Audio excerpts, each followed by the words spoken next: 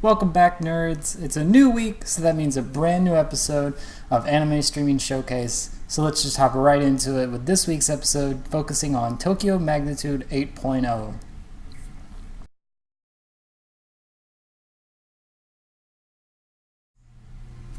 Japanese seismologists have long expected an earthquake to strike Tokyo with a magnitude of 7.0 within 20 to 30 years. And an earthquake of such a magnitude would cause catastrophic damage to that particular area. Well, animation studio Bones and Kinema Citrus decided in 2009 to take the idea, crank it to 8, and show results to the viewers in Tokyo Magnitude 8.0.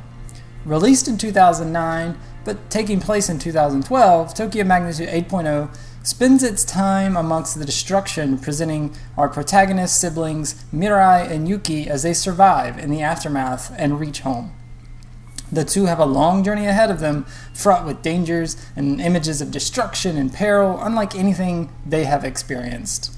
Tokyo Magnitude 8.0 is an interesting look at a potentially real situation that doesn't sour itself with grandiose fantasy or unbelievable plots. I recall actually Tokyo Magnitude 8.0 being one of the first series that I ever followed leading up to its premiere and through its run. The premise and idea was so fascinating and ultimately rewarding than what a lot of other Hollywood disaster flicks were doing at the time. There's nothing wrong with wanting to see cities and lands absolutely demolished by tidal waves, earthquakes, volcanoes, whatever disaster you can imagine. But once the ride is over, the understanding of the likelihood of anything ever happening on the grand scale is near impossible. It's a good 2-hour journey into utter disaster, and then you walk away with nothing more. Wherein Tokyo Magnitude 8.0 presents a more plausible reality and depiction where the destruction is finite, and it's not a building threat throughout the show. It all mostly happens in the first episode. The damage occurs, and then the remainder of the show focuses on the characters and their new world that's forever changed by the catastrophe. Now, if you're someone like me who may research an unfamiliar series before diving in, I'd think twice about doing so in regards to Tokyo Magnitude 8.0, as there's a spoiler that's often cavalierly thrown about regarding a certain character of the series. Of course, the series is over 6 years old, and you could argue statute of limitations has long since expired, so even old plot-driven spoilers are fair game, but I don't want to be the one to divulge the information because it is pretty pivotal to the plot.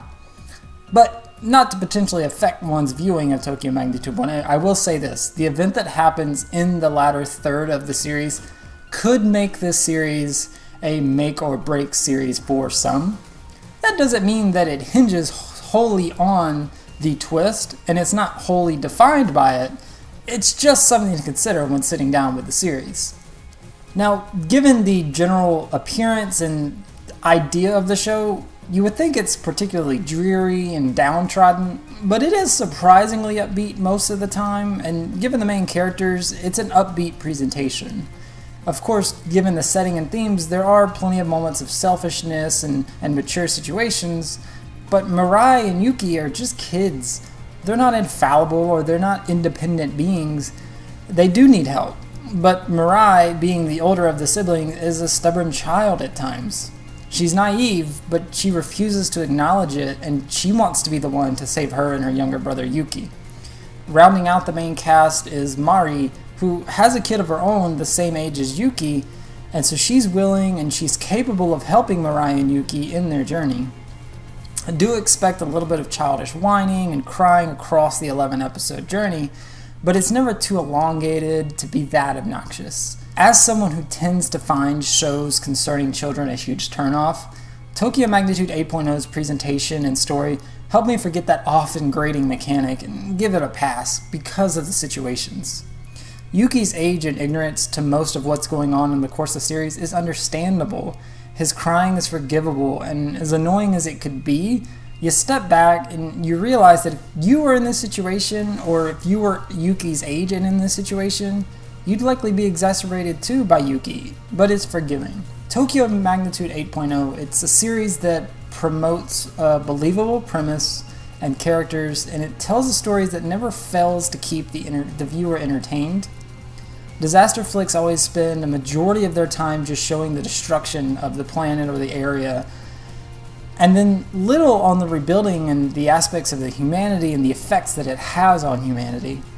Then again, a film generally has about 90 to 120 minutes to do all of that, whereas a show typically has about 4 times that length. And so I think that's why a show like Tokyo Magnitude 8.0 does it well. It rarely wastes time, despite the additional time it has at its disposal, and it carefully guides us along the rubble of a distraught Tokyo to a satisfying ending. Again, Tokyo Magnitude does have a twist that could be something that leaves viewers unsatisfied, but in my case, I enjoyed it immensely. You could find Tokyo Magnitude 8.0 streaming on a service like Hulu. I definitely recommend it. I would say you could spend a great weekend with it in a genre that's not too populated, honestly, and it's something I'd maybe like to see a little bit more of over the next few years.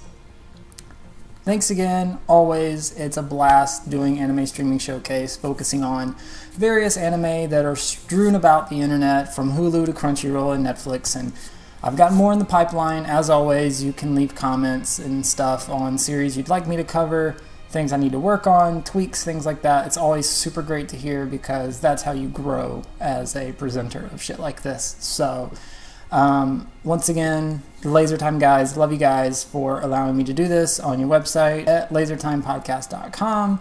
Be sure to check out everything that they do. They're wonderful people. And I will see you next week for a brand new episode of Anime Streaming Showcase.